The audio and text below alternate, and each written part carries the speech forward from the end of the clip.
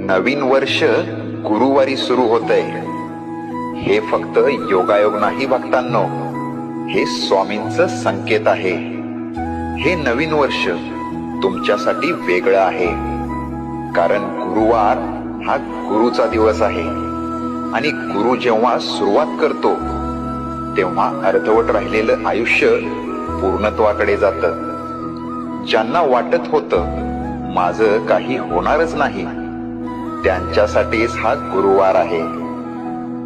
दरवाजे जे बंद होते ते आता आवाज करून उघडतील.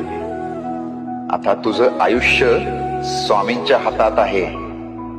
फक्त एक गोष्ट कर, मन साफ ठेव आणि श्रद्धा घट्ट ठेव, कारण नवीन वर्ष गुरुवारी सुरू होतंय आणि गुरुवार कधी रिकामा जात नाही.